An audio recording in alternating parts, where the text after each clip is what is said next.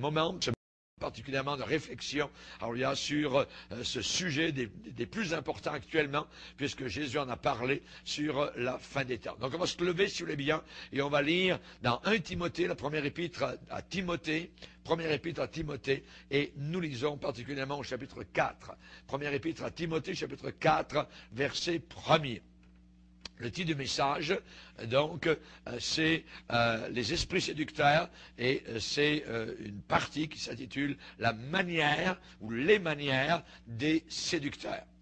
Mais l'Esprit dit expressément que dans les derniers temps, quelques-uns abandonneront la foi pour s'attacher à des esprits séducteurs et à des doctrines, des enseignements de démons, par le moyen, comment cela? Par l'hypocrisie, donc, de faux docteurs, portant la marque de la flétrissure dans leur propre conscience, prescrivant de ne pas se marier et de s'abstenir d'aliments que Dieu a créés pour qu'ils soient pris avec action de grâce par ceux qui sont fidèles et qui ont connu la vérité.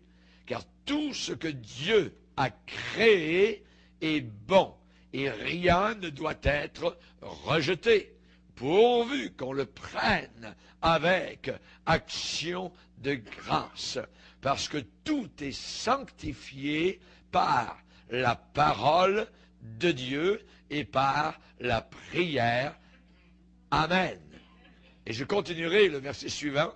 Paul dit à Timothée, en exposant, donc en parlant de cela, en exposant ces choses aux frères, tu seras un bon ministre de Jésus-Christ, nourri des paroles de la foi et de la bonne doctrine que tu as exactement suivie. Repousse les contes profanes et absurdes. Exerce-toi à la piété, car l'exercice corporel est utile à peu de choses, tandis que la piété est utile à tout, ayant la promesse de la vie présente et de celle qui est à venir. C'est là une parole certaine et entièrement digne d'être reçue. Nous travaillons en effet et nous combattons parce que nous mettons notre espérance dans le Dieu vivant qui est le sauveur de tous les hommes, principalement des croyants. Amen.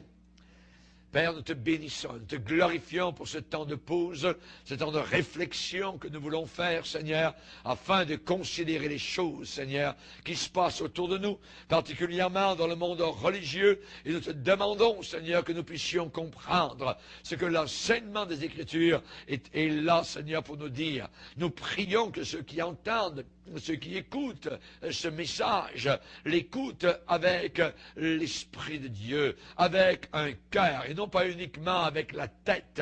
Nous te le demandons, Père, dans le nom puissant de Jésus. Amen. Et tout le peuple dit Amen. Gloire à Dieu. Voilà, vous pouvez vous asseoir, frères et sœurs. Alléluia. Nous allons parler ce soir des manières des séducteurs. Les manières, les façons d'agir, donc le modus operandi des séducteurs. Et si vous sondez les Écritures attentivement concernant les derniers jours, vous allez voir particulièrement que Jésus a parlé de la séduction. Il a parlé de cela avant même les guerres, les bruits de guerre, les tremblements de terre, tout cela. Hein, il a parlé surtout en disant que personne ne vous séduise. Ce qui veut dire que la séduction à la fin des temps sera immense et grande. Ce qui veut dire que le mensonge, le pseudo-christianisme va augmenter. C'est-à-dire un faux évangile va augmenter de plus en plus. Mais, évidemment, on sait que la parole de Dieu doit s'accomplir. La parole de Dieu doit se réaliser. Et on sait que ces choses écrites seront vraiment manifester de plus en plus dans ces derniers jours. Ça n'ira pas en diminuant, en s'effaçant, non, ça va augmenter de plus en plus. Donc, à nous d'être sur nos gardes, de bien veiller. Et on sait que lorsque l'apôtre Pierre avait sorti son épée pour sauver supposément Jésus, imaginez, Jésus lui a dit, remets ton épée dans le fourreau parce qu'il faut que les Écritures s'accomplissent. Jésus devait être livré. Jésus devait mourir sur la croix pour nous sauver. Et Jésus a dit à l'apôtre Pierre, à cette occasion particulière, comment donc s'accompliraient les Écritures. Voyez, les Écritures doivent absolument s'accomplir sur ce qui a été prédit dans cette parole merveilleuse. Et évidemment, ce qui veut dire que beaucoup, je dis bien beaucoup, pas très peu, pas un ici et là, beaucoup de séducteurs vont venir parmi le peuple de Dieu, au milieu du peuple de Dieu, en nombre de plus en plus nombreux, de plus en plus grands. Donc, beaucoup de séducteurs vont venir et ils vont déclarer un peu de vérité. Voyez, pour être séduisant, vous n'arrivez pas avec une fausse doctrine, vous arrivez avec la vérité pour gagner le cœur des gens. Et ensuite, vous donnez votre poison, voyez, votre fausse doctrine. Donc, beaucoup de séducteurs, évidemment, donc, ils vont arriver parmi le peuple de Dieu. Ils vont déclarer un peu de vérité et ainsi, ils vont gagner la faveur des gens. Ils vont gagner le crédit, voyez, des gens. Tout marche par la foi, comme dans le gouvernement. Quand les gens n'ont plus foi dans le gouvernement, ils mettent dehors, voyez. Et c'est la même chose dans le monde, je dirais, évangélique. On a besoin, évidemment, de croire en ceux qui nous enseignent. Mais si ceux qui enseignent commencent à dévier, commencent à mettre un peu de vérité et un peu d'erreur, à ce moment-là, je dois me retirer. Voyez, je ne peux pas rester au pied de séducteurs. Les gens, qu'est-ce qu'ils vont faire? Quand vous avez un séducteur devant vous, les gens vont examiner les Écritures et ils vont dire ce que ces hommes disent. C'est vrai, c'est vrai. Puis, quand ces hommes séducteurs auront gagné le cœur des gens, c'est alors, et alors seulement, ils savent très bien, voyez, qu'ils vont apporter leur fausse doctrine. Quand le cœur est attaché, quand le cœur est confiant, quand le cœur est en sécurité, c'est à ce moment-là que, évidemment, ces faux docteurs agissent avec des fausses doctrines, voyez. Et on sait, j'aimerais vous donner quelques conseils. Un des conseils que je vais vous donner, ne donnez jamais votre cœur aux hommes. Ne donnez jamais votre cœur aux hommes. La Bible dit, mon fils, donne-moi ton cœur. Amen. Donnez votre cœur au Seigneur Jésus-Christ. Combien de personnes aujourd'hui sont assis au pied de faux semblants, de faux docteurs? Ils ont confiance dans ces faux docteurs-là. Parce que les gars sont arrivés au départ avec de la vérité, et pendant assez longtemps, suffisamment de vérité pour qu'ensuite, ils les prennent avec des fausses doctrines. Et les gens croient à cela, parce que c'est leur homme. Ne mettez jamais votre confiance dans aucun homme. La Bible dit dans Jérémie 17, « Maudit soit l'homme qui place sa confiance dans l'homme. » Ne donnez jamais vos cœurs aux hommes. Dieu dit, mon fils, donne-moi ton cœur. Donne-moi ton cœur.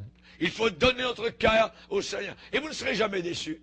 Vous pourrez avoir tombé 20 000 de là, 10 000 de là, à votre droite, à votre gauche. Vous continuerez avec le Seigneur.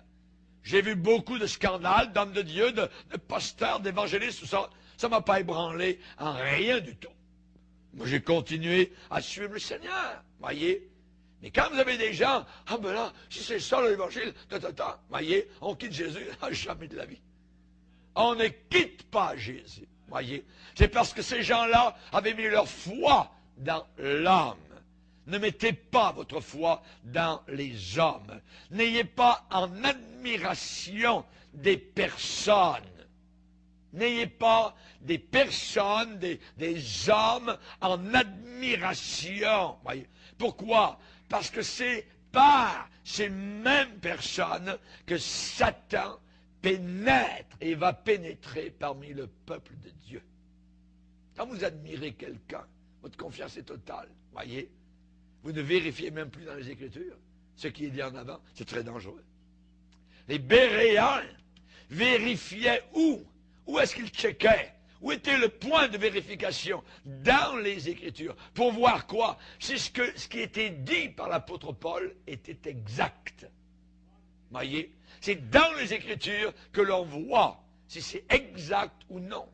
Satan peut prendre la parole de Dieu, mais la tordre. Et si quelqu'un nous dit la Bible dit cela, nous devons être capables de dire il est aussi dit cela. Et les sectes travaillent comme cela, avec une Bible. Les Mormons travaillent avec une Bible. Les témoins de Jéhovah travaillent avec une Bible.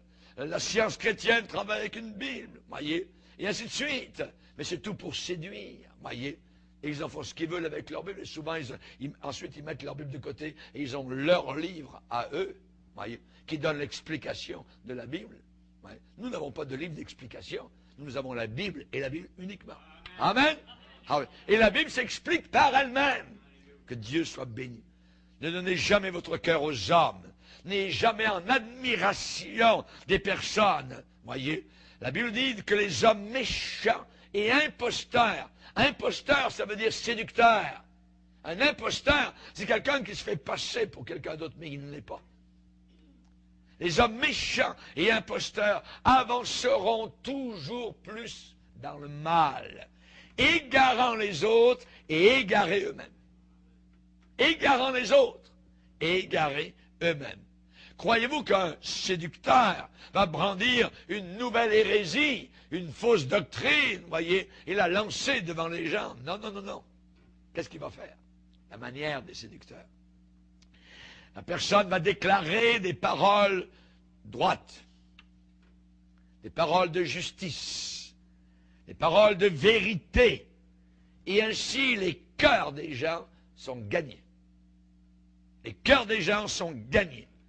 Cette personne va apparaître comme étant un ministre de lumière. Un ministre de lumière. Il va commencer par prêcher la parole de Dieu. Pierre a dit, il y a eu parmi le peuple d'Israël de faux docteurs.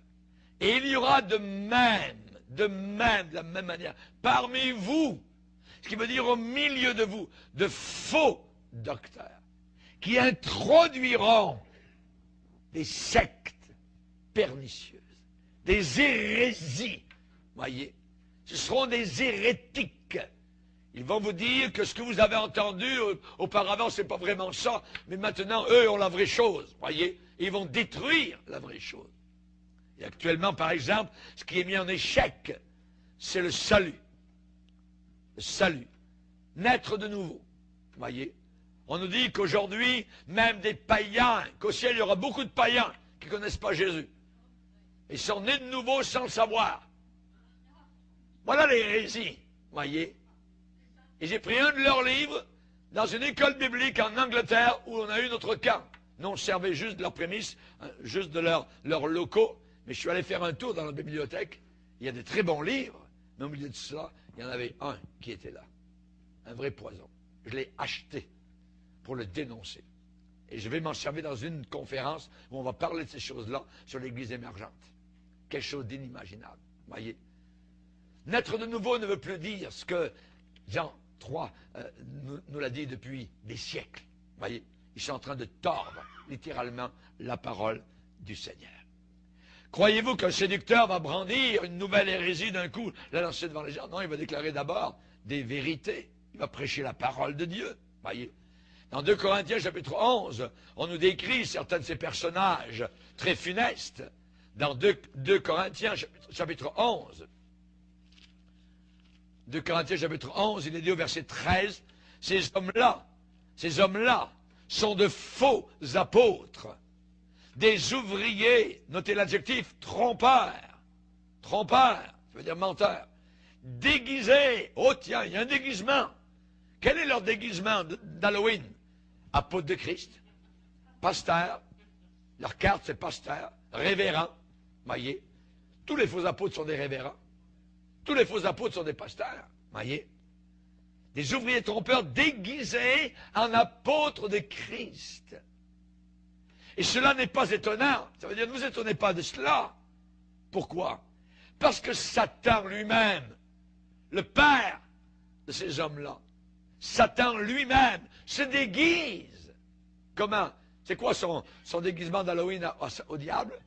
Déguise ange de lumière. Lui, c'est ange de lumière. Il paraît comme un ange, presque comme Gabriel. Vous voyez?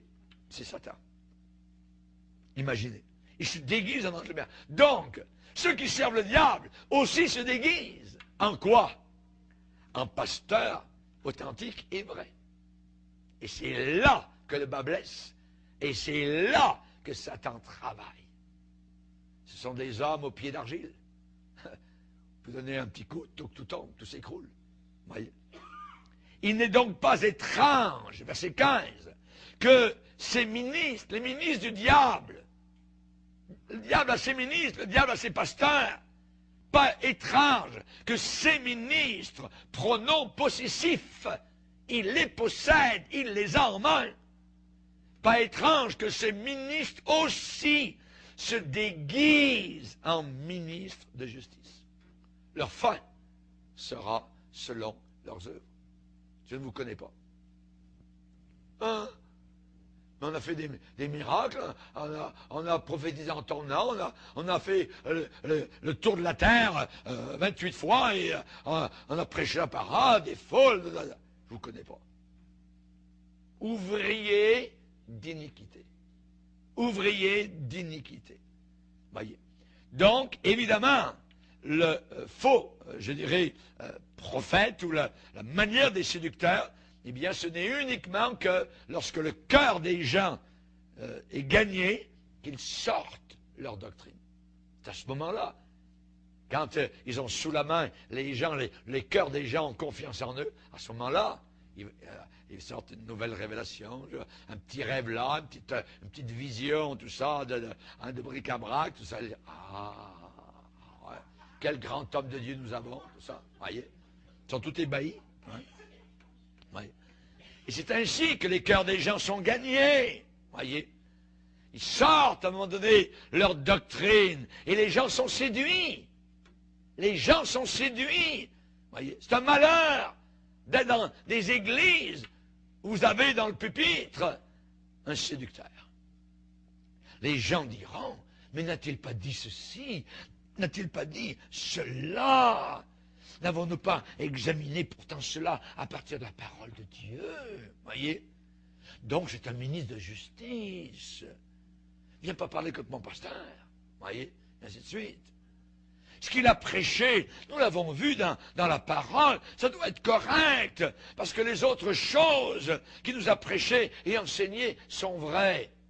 Donc ça aussi, ce qu'il nous dit, doit être vrai. Tout est vrai, on avale tout. La ligne, l'hameçon, la ligne, le verre, tout ce que vous voulez. Tout, on croit tout. Voyez.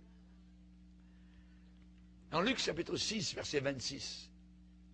Dans Luc 6, chapitre 6, verset 26, Jésus a dit, malheur, lorsque tous les hommes diront du bien de vous. Car c'est ainsi, c'est comme cela, c'est de cette manière qu'agissait leur père à l'égard des faux prophètes. Les faux prophètes, eux, sont élevés sur un piédestal. Ça marche l'affaire, ça fonctionne, voyez. Tandis que la vraie Église de Dieu, les gens disent, cette secte qui rencontre partout de l'opposition. Mais les autres, eux, ça marche à fond. Ça va bien avec le gouvernement, avec ci, avec ça. Ils ont des entrées partout, la mairie, tout ça. Ça va bien, tout ça. Même avec le curé du coin, l'évêque, même, ils peuvent aller à Rome avec le pape, chanter pour le pape, il n'y a aucun problème, vous voyez. Chers amis, les gens sont séduits. Et Jésus a bien dit que personne ne vous séduise.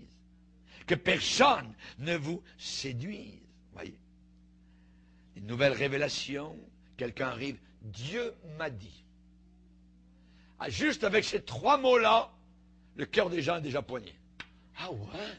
Qu'est-ce qu'il t'a dit, Dieu? Hein? Ouais. Dieu m'a dit.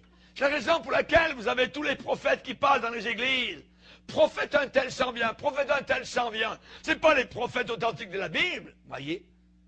Des prophètes qui viennent pour flatter les gens, pour leur dire la bonne aventure. Au lieu que ce soit une cartomancienne avec une boule de cristal, vous avez un pasteur avec une carte de révérend qui vient prophétiser sur les gens, puis il prouve son ministère puissant en faisant tomber les gens par terre. Regardez comme Dieu est puissant. Montrez-moi ça dans la Bible. Montrez-moi ça dans la Bible. Je suis allé un jour dans une conférence, tout le monde était par terre en avant. Il y avait à peu près 50 personnes, tous par terre. Je dis, c'est quoi, c'est un champ de bataille ici? C'est quoi? Ils tiennent pas debout. C'est quoi l'affaire? Voyez? C'est quoi l'affaire? On ne voit pas cela dans les Écritures. Ah, mais puis il y a l'esprit. Il ne faut pas parler contre l'esprit. Oui, moi je parle contre cet esprit-là. Je parle contre cet esprit-là, qui n'est pas le Saint-Esprit, qui n'est pas l'Esprit de Dieu. Car Dieu ne nous a pas donné un esprit de timidité, mais un esprit de force, un esprit d'amour et un esprit de sagesse. Le mot sagesse veut dire équilibré, sound mind, un esprit en santé, pas un esprit de folie, voyez, pas un esprit de folie. Il y en avait qui étaient arrivés d'une réunion, et puis il y avait tellement d'esprit dans cette réunion, quand les gens sont partis, leur voiture était pleine de ces supposés chrétiens, tout ça, puis le gars qui conduisait était tellement rempli d'esprit, s'en allait sur la route, d'un côté et d'autre, c'était le Saint-Esprit, tout ça. Tout d'un coup, toutes les flashs des polices étaient derrière, voyez. Oh, là, voyez. Là, il a fallu payer le ticket, voyez. Là, il devait redevenir normal. Non, c'est pas le Saint-Esprit, c'est la folie. C'est la folie. Dieu ne nous a pas donné un esprit de folie, mais un esprit de sagesse. Amen. Alléluia. Gloire à Dieu. Que personne ne vous séduise. Prenez avec moi Colossiens chapitre 2. Colossiens chapitre 2. Vous allez voir le leitmotiv qui revient au moins 4 fois. L'apôtre Paul enseigne. Dans Colossiens chapitre 2, n'oubliez pas que c'est la parole de Dieu, ce n'est pas la mienne. Ici, c'est des avertissements contre les fausses doctrines. Verset 4. Je dis cela afin que personne ne vous trompe par des discours séduisants. C'est beau. Les gars, ils parlent, on dirait que c'est des trompettes d'anges. Voyez? Car si je suis absent de corps, je suis avec vous en esprit, voyant avec joie le bon ordre qui règne parmi vous, et la fermeté de votre foi en Christ. Voyez. Un peu plus loin, verset 8. Prenez garde que personne ne fasse de vous sa proie, par la philosophie et par une vaine tromperie, s'appuyant sur quoi? Sur la tradition des hommes. Ça veut dire les philosophies païennes, la sagesse humaine, la psychologie. Voyez, s'appuie sur Freud. S'appuyant sur la tradition des hommes, sur les rudiments du monde, et non pas sur Christ. Il faut s'appuyer sur Christ. Regardez verset 16. Le légalisme juif. Que personne donc ne vous juge au sujet du manger ou du boire, ou au sujet d'une fête, d'une nouvelle lune, ou des sabbats. C'était l'ombre des choses à venir. Mais le corps, ça veut dire la réalité, est en Christ. Tout revient à Christ dans le Nouveau Testament. Ensuite, le mysticisme. Voyez, Paul condamne cela. Verset 18. Qu'aucun homme, sous une apparence d'humilité, mais qui sont gentils, ces gars-là, voyez, ils sont humbles. Mais pasteur, il est gentil, tout ça. Il dit des bonnes choses. Ça ne peut pas être un faux prophète. Oui, ça peut être un faux prophète. Ça peut être un serpent déguisé.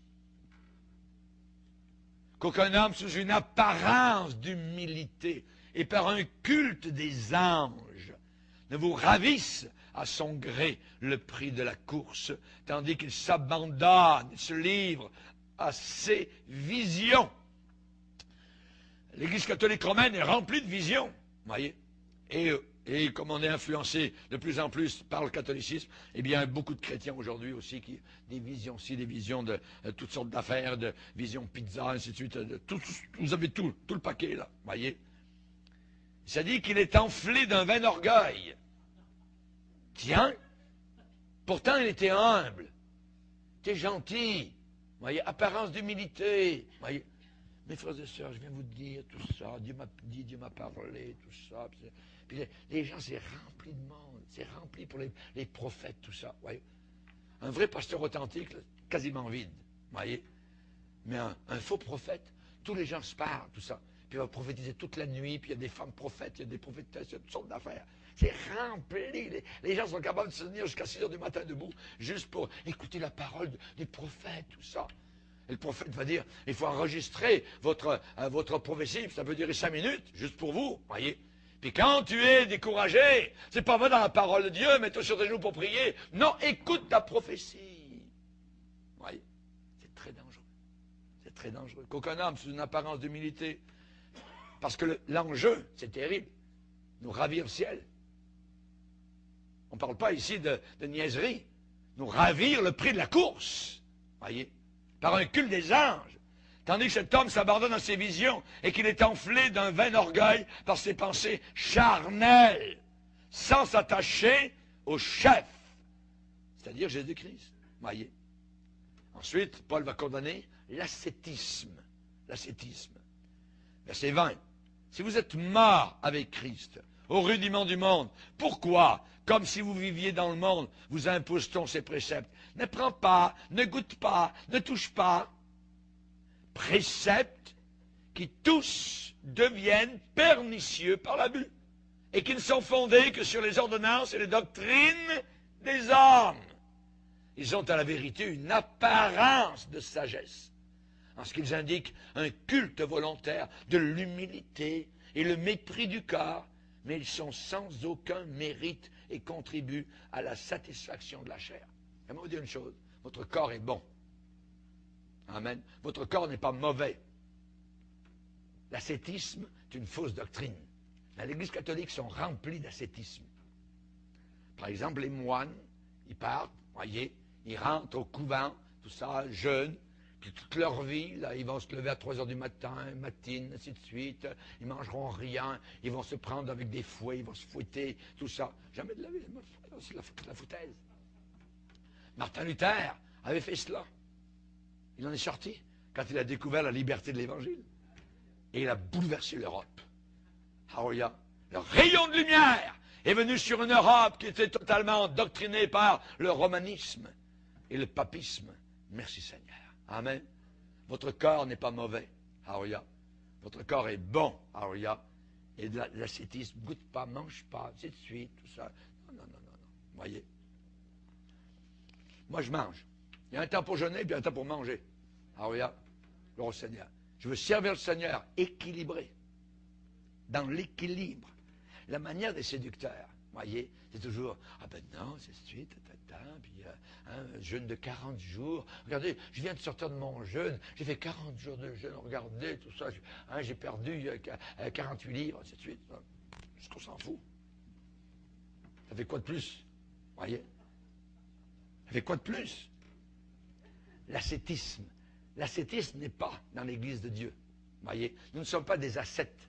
Nous ne sommes pas des mystiques avec des visions de ça. Nous marchons by the book. Par la parole. Amen. Que Dieu soit glorifié. Mais quand ces gens commencent à prêcher, vous ne pouvez pas vraiment discerner ceux qui sont de Dieu et ceux qui ne sont pas de Dieu. Nous avons besoin actuellement de ce qu'on appelle le don de discernement. Et ça vient pas parce que vous êtes plus fins les uns que les autres, ça vient du Saint-Esprit directement. C'est Dieu qui vous dit, regarde, il commence à avoir dans votre esprit une lumière jaune qui s'allume. Puis tout d'un coup, pouf, c'est une lumière rouge. Vous sortez. Amen. Cherchez Dieu constamment. Cherchez Dieu constamment. Quand sortent ces fausses doctrines, il y aura un témoignage dans votre cœur qu'elles ne sont pas de Dieu. Le témoignage du Saint-Esprit est très important. Pourquoi? Parce que le Saint-Esprit nous parle. C'est une personne. Il nous a parlé au début de notre salut. Il nous a dit quoi? Il nous a dit qu'on était un enfant de Dieu. Le Saint-Esprit a témoigné à notre esprit que nous étions enfants de Dieu. Auparavant, on était enfants du diable. créature de Dieu, mais enfant du diable. Parce que maintenant, nous sommes créatures de Dieu et enfants de Dieu. Alléluia. Ça, c'est le témoignage du Saint-Esprit. Et quand on cherche Dieu, le témoignage du Saint-Esprit est très important. Vous êtes en présence de quelqu'un, il parle de Dieu, la Bible, tout d'un coup, ça vous dit, c'est un fou. C'est un fourbe. C'est une fourbe. Elle n'est pas vraie. Elle joue. Vous voyez? Ça, c'est le Saint-Esprit qui nous parle. Ça vient direct. Ça tombe comme un seau d'eau directement du plafond. Le Saint-Esprit vous le parle. Il vous le dit. Tu n'écouteras pas les paroles de ce prophète ou de ce songeur. Car c'est Dieu qui te met à l'épreuve pour savoir si vous allez suivre Dieu, sa parole, ou bien les paroles de ce faux prophète ou de ce songeur. Dans Deutéronome chapitre 13, Dieu nous a avertis et il nous dit une chose, de ne pas les craindre. Pourquoi? Parce qu'ils imposent. Et généralement, le peuple a peur. Le peuple tremble. C'est des gens supposément connectés directement avec le trône de Dieu. Voyez? Ils ont une prise directe au bas du trône.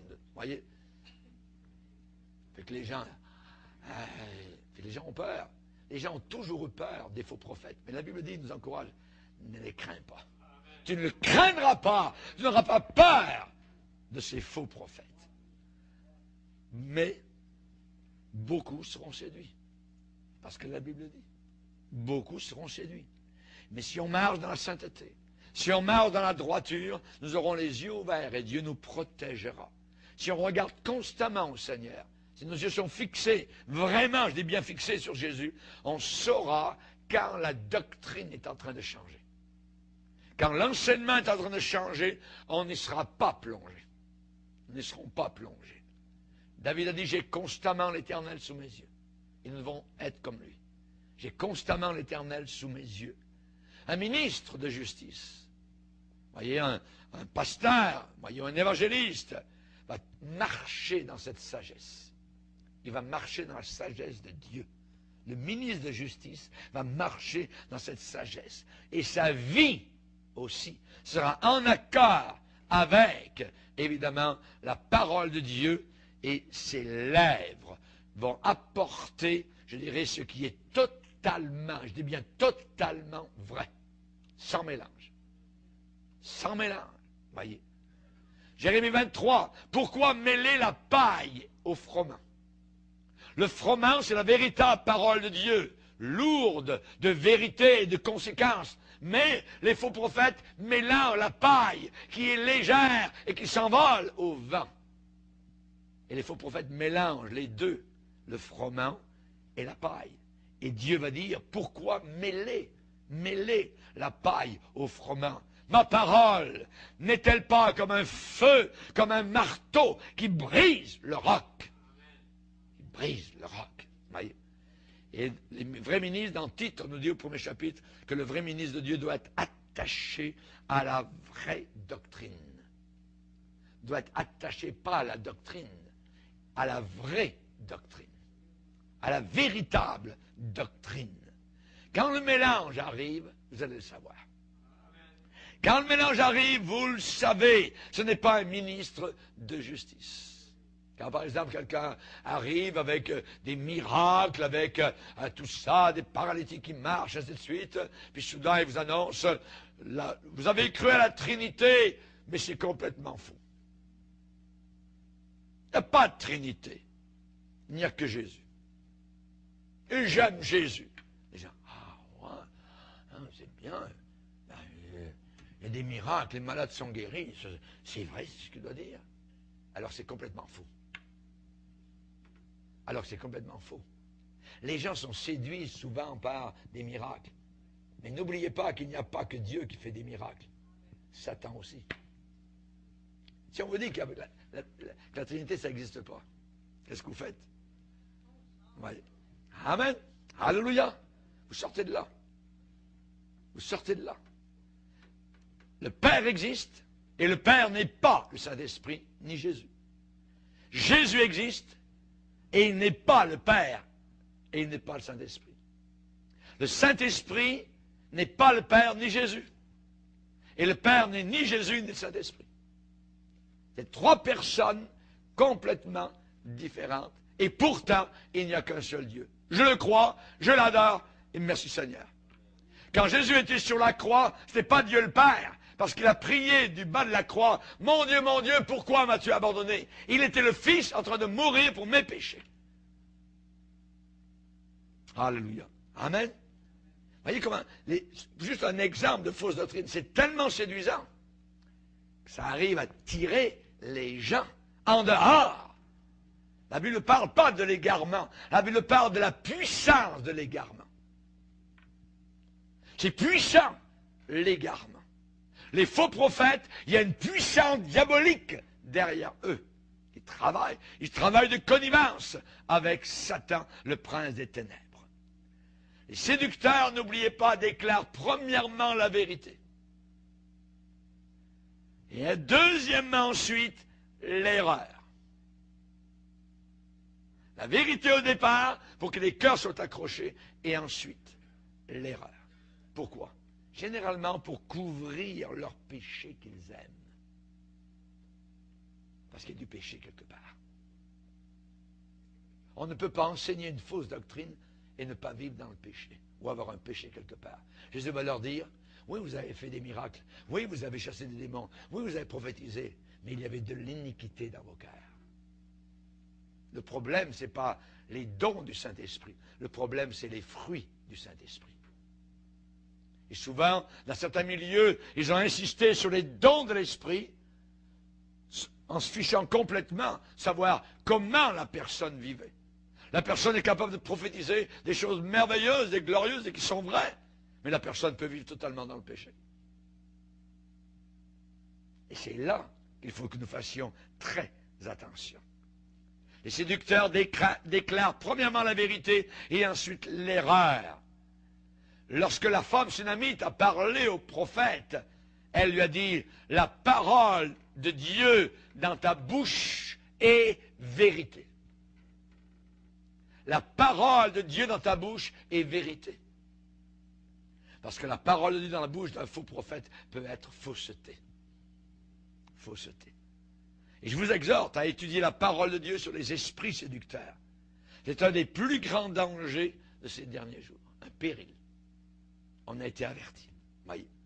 Dieu désire que nous soyons fermement établis sur sa parole. Faites des disciples. Et un disciple de Jésus ne flotte pas à tout vent de doctrine d'un côté et d'autre. Non, non, non. Il est enraciné dans la parole de Dieu. Qu'êtes-vous allé voir au désert? Un roseau agité par le vent? Non. Un homme de Dieu, authentique et vrai. Jean-Baptiste ne pliait pas à un vent de doctrine qui passait à un autre, ainsi de suite. Non, non, il savait où il se tenait. Et je vous exhorte à étudier la parole de Dieu sur un sujet pertinent actuellement, c'est les esprits séducteurs. Un grand péril. Dieu désire que nous soyons établis fermement sur les Écritures. Et non pas sur les personnalités des hommes. Pas sur les personnalités des hommes. Ne croyez pas en Bourgier, croyez dans le Seigneur Jésus-Christ. Alléluia. Et vous ne serez pas ébranlés. Vous ne serez pas ébranlés, alors que beaucoup le seront de plus en plus. Beaucoup vont se retrouver parqués dans leur maison. C'est ça l'église, tout ça, tellement d'injustice à l'intérieur, tout ça. Si vous saviez ce qui est arrivé, tout ce qu'on m'a fait, on m'a pas reconnu, ainsi de suite. Ah, ça, on a entendu ça. Le diable a gagné. Le diable a gagné. Voyez. Lisez avec moi un passage dans 2 Chroniques 18. 2 Chroniques 18, verset 18.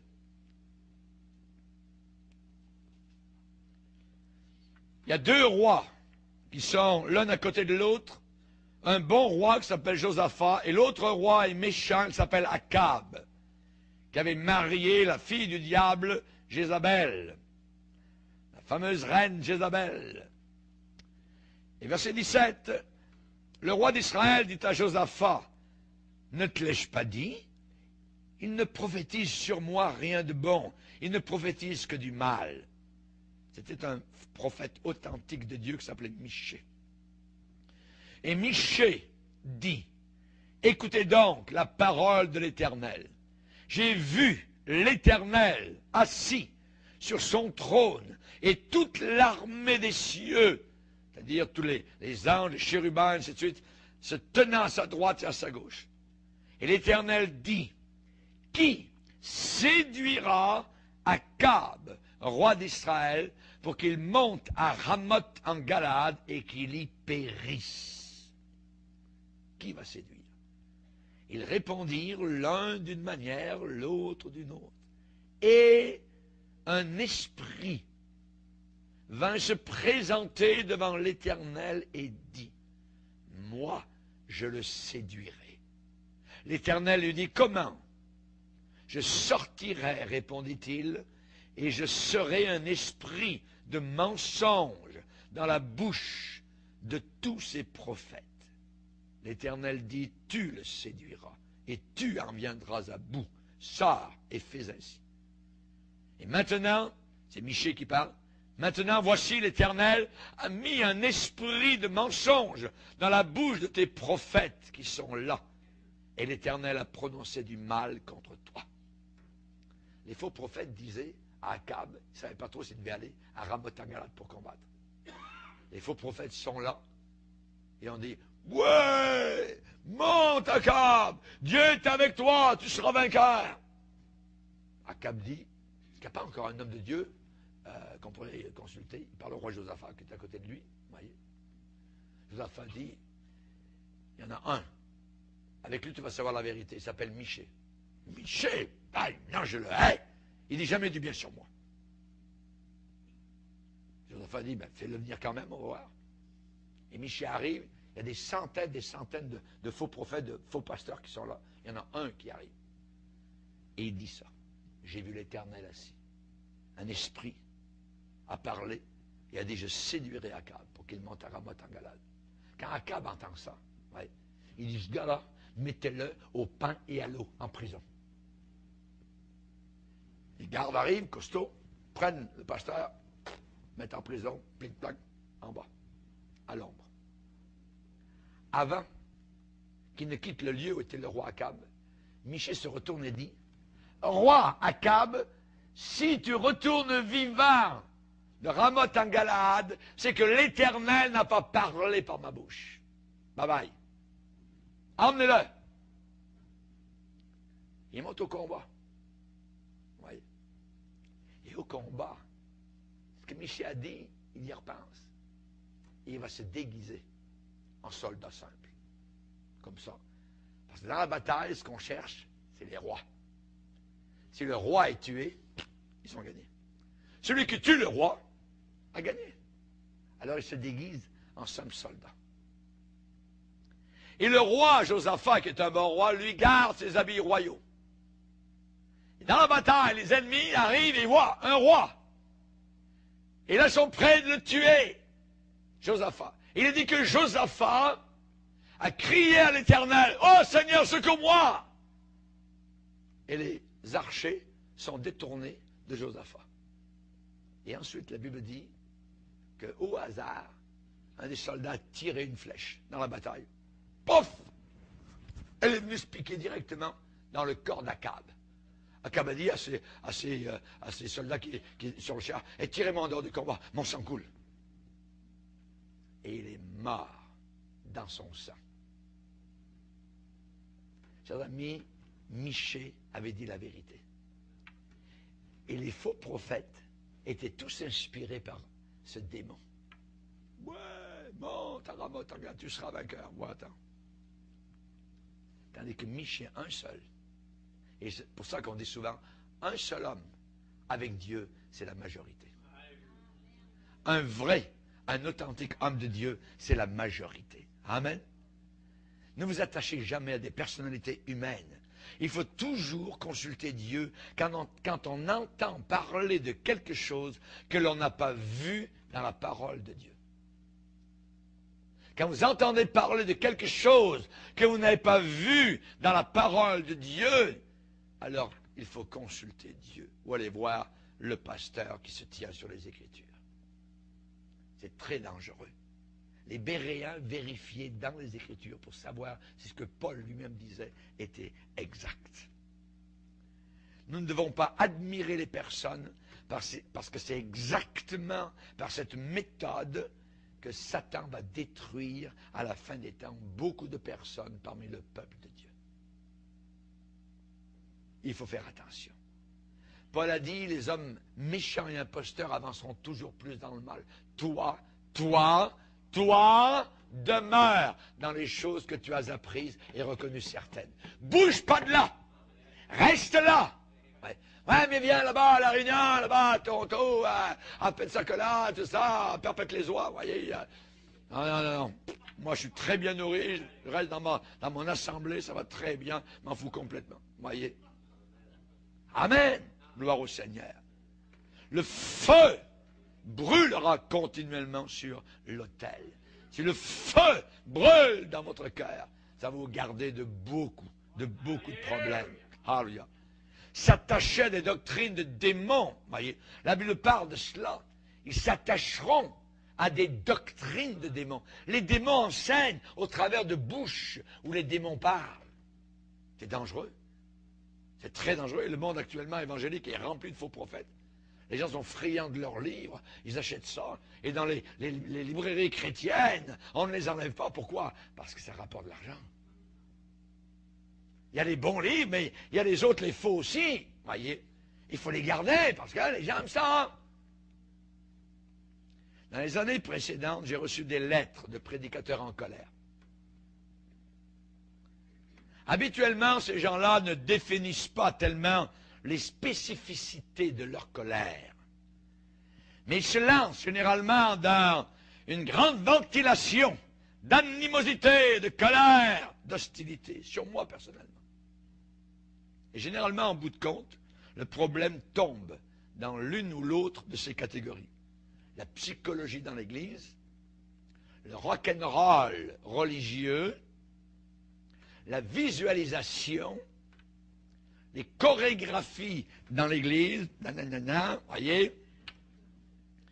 Votre pensée peut tout, l'écuménisme, les prophètes de Kansas, l'estime de soi, l'évangile de prospérité, tout cela, ça tombe dans l'une ou l'autre de ces catégories. Ce sont tous des ajouts à la vie chrétienne. Des ajouts à la vie chrétienne. N'oubliez pas que la Bible dit, si quelqu'un ajoute quelque chose, sa vie sera retranchée. Sa vie sera retranchée, voyez. Et parfois, j'ai dévoilé un nerf à vif concernant le ministère de tel ou tel individu. Et certaines personnes ont quitté ces individus à cause de cela et leurs églises. Alors, ils sont en colère. Ils sont en colère. Le rock'n'roll religieux, heavy metal, à l'intérieur de l'Église, nous arrive en camouflage, supposément pour attirer les jeunes à Jésus-Christ. C'est complètement fou. Ça ne le fait pas. Quand vous relevez la couverture, quand vous tirez le rideau, vous découvrez que c'est une doctrine de démons. C'est une doctrine de démons.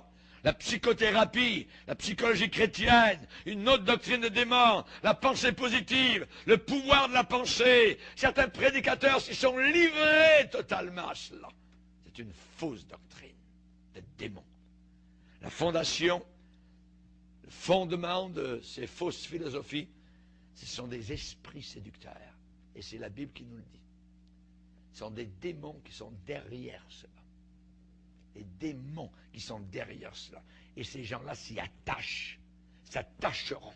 Ils aiment ça. Des séminaires, voyez. Des fins de semaine, voyez. Vous avez des problèmes maritaux. Ce n'est plus, je dirais, la cure d'âme normale que nous avions auparavant. Non. Ah non, c'est des cours, c'est des thérapies, c'est couche-toi sur le divan, puis tu vas venir me voir pendant 6 mois, tout ça, puis à chaque fois, attends, monnaie sonnante, voyez. À l'intérieur de l'Église, c'est très dangereux. C'est des démons qui travaillent directement à l'intérieur du corps de Christ. Les esprits séducteurs s'y attacheront. Prenez avec moi 1 Timothée chapitre 6.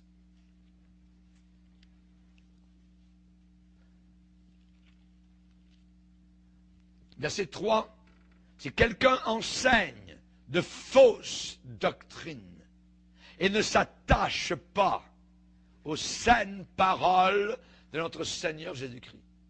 Il y a la doctrine qui est selon la piété. Il est enflé d'orgueil. Il ne sait rien. Mais voyons, il passe pour un grand intelligent, un grand connaissant. La Bible dit, il ne sait rien. C'est un niaiseux. Un niaiseux, en bon français québécois. Il ne sait rien. Il a la maladie des questions oiseuses. C'est un malade. Il a la maladie. La Bible dit, c'est un malade. La maladie des questions oiseuses, niaiseuses. Voyez, des disputes de mots, et ainsi de suite, blablabla. Si quelqu'un enseigne de fausses doctrines et ne s'attache pas. Notez le verbe s'attache pas.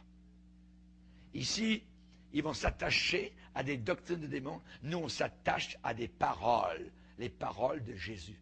Pas les paroles de Freud, voyez. Pas les beaux parleurs. Non, les paroles du Seigneur.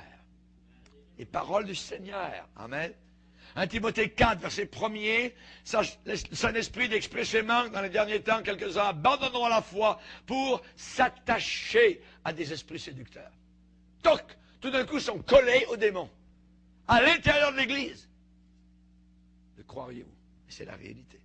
C'est la réalité. Ces illusions sont embrassées par des milliers de personnes. Même s'il y a une montagne d'évidence pour montrer la folie de ces dérives, des milliers sont attachés, collés à ça, attachés à des démons. Est-ce possible? Mais c'est ce que la Bible nous dit. Et les doctrines de démons sont aussi, je dirais, vraies qu'il y a un soleil dans le ciel. Ça existe autant que le soleil est là au-dessus de nos têtes. S'attacheront à des doctrines de démons. Que fait un esprit séducteur? Eh bien, de par sa nature, il séduit, il illusionne, il attire, il allèche, il détourne de la vraie parole. Il détourne de la vraie parole. Tout d'un coup, c'est plus la parole de Dieu que vous avez envie de lire, c'est le livre de monsieur untel avec sa révélation. Oui. Frangipane ou tout ce que vous voulez, et ainsi de suite. Il y en a, ça en est rempli. Oui.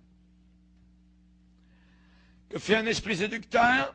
Il va se servir de l'opinion populaire. Il va se servir de l'ego, de l'orgueil. Être accepté par les autres. Il faut absolument que les gens m'acceptent. Alors, je vais essayer de leur caresser le poil dans le bon sens. Regardez comme je suis bon. Regardez, je m'occupe de vous. Moi, je connais vos problèmes. Tout ça. Le pasteur ne connaît pas. Lui, il est dur. Tout ça, il ne connaît rien. Quand vous allez me voir, venez me voir, moi. C'est moi qui m'occupe de vous. Attention. Allez toujours voir votre leader. Allez voir le berger que Dieu a établi sur vous quand vous savez et connaissez, évidemment par l'expérience, que c'est un bon pasteur. Il ne vous a pas conduit dans des fausses doctrines. Mais les démons se servent de l'opinion publique, se servent de l'orgueil, l'acceptation, l'ouverture du cœur des foules. Voyez? Et on a souvent dit vox populi. Vox Dei. La voix du peuple, c'est la voix de Dieu. Ce que le peuple dit, c'est Dieu qui parle. Voyez. Et c'est ce qu'on a dans nos gouvernements, par les votes. Ce que les gens veulent, c'est ce qu'ils ont. On a les gouvernements qu'on mérite. Vox Populi, Vox Dei. Mais c'est rentré à l'intérieur de l'Église. À l'intérieur de l'Église. Voyez. Ils se donneront une foule de docteurs. Ce n'est pas Dieu qui leur donne. Dieu voudrait leur donner des bons bergers, capables de les reprendre, capables, non pas uniquement de les caresser dans le sens du poil, parfois c'est hors brousse-poil. On n'aime pas ça, mais c'est comme ça, c'est le mandat. Reprends, censure, exhorte. C'est ça, le vrai homme de Dieu, voyez. Le point central, voyez, c'est que derrière la philosophie, derrière la mode religieuse, eh bien, même si on parle de Jésus-Christ, il y a des puissances qui sont là, qui travaillent. Des puissances. On parle de Jésus chez les Jéhovah. On parle de Jésus chez les Mormons, ainsi de suite. Oui. Mais ce n'est pas notre Jésus. C'est un autre Jésus. C'est un ange. C'est un grand ange. Tout ça qui n'est pas divin, ainsi de suite. Oui. On a tordu. Mais à l'intérieur de l'Église, ça rentre aussi cela. Donc, un esprit séducteur va se servir du peuple, la foule. Que voulez-vous? Qu'est-ce que vous voulez qu'on vous donne? Qu'est-ce que vous aimeriez? On aime ça, pasteur, on aime ça, ça. Et aujourd'hui, vous avez, et on va le voir dans la prochaine conférence, dans l'église émergente, vous avez des églises exactement ce que les gens ont voulu, et non plus ce que Dieu désirait. Et c'est un péril. Donc, un esprit séducteur va persuader l'individu d'accepter, d'avaler ces mensonges pernicieux. Il va séduire un ministre d'évangile exactement de la même manière qu'un pervers, qu'un débauché va séduire une jeune femme naïve. Exactement de la même façon. Ça vient du diable, ça vient de l'enfer, ça vient des démons. Que Dieu nous protège, que Dieu nous garde. Et à un certain moment donné, la Bible dit, comme ils n'ont pas aimé la vérité, Dieu lui-même leur envoie, Dieu permet une puissance d'égarement au travers de démons. Dieu a permis ici qu'Akab soit séduit. Il en avait tellement fait, il avait passé la frontière. Alors Dieu a permis qu'un esprit séducteur, un démon, l'envoie à Ramoth à Galade pour qu'il meure au milieu de son sang. Pourquoi les prédicateurs sont facilement séduits? C'est qu'il y a une prédisposition de cœur qui incline ces gens-là vers ces choses-là. Parce qu'ils ne sont plus satisfaits uniquement avec la parole de Dieu. Ils veulent des nouveautés. Ils veulent du modernisme. Une croix salie, maculée par du sang. On a entendu ça, ça fait trop longtemps. Ça. On aimerait avoir d'autres choses. Parlez-nous de nous, pas de Jésus. On connaît l'histoire. Nous, on veut l'histoire de Jésus. Nous, on aime Jésus. Nous, on aime son sang. Nous, on aime la croix. Nous, on aime la rédemption. Nous, on aime le salut de notre âme. Et on ne bradera jamais notre salut pour autre chose. Amen. Gloire au Seigneur. Que Dieu soit béni. Je n'ai pas pu finir mon message, mais on aura un autre bout, un autre moment donné. Amen. Seigneur, te bénissons. Te remercions, Seigneur, pour ces moments précieux. Tu nous permets une réflexion en profondeur par rapport à ce que tu nous as enseigné sur ces puissances diaboliques, d'égarement, Seigneur. Nous savons que l'ennemi se déguise et les faux ministres se déguisent eux aussi. Aide-nous toujours, Seigneur, à discerner, à mettre notre confiance dans aucun homme, dans aucune personnalité, mais que nous puissions toujours te faire confiance à toi. C'est toi seul qui nous as sauvés. Ce n'est pas un homme qui nous a sauvés. Ce n'est pas un pasteur qui nous a sauvés. Ce n'est pas un mouvement qui nous a sauvés. C'est toi, Seigneur. Et c'est à toi que nous voulons rester attachés jusqu'à la fin, ainsi qu'à tes paroles qui sont bonnes, qui sont merveilleuses et précieuses. Au nom de Jésus, Amen. Et tout le peuple dit...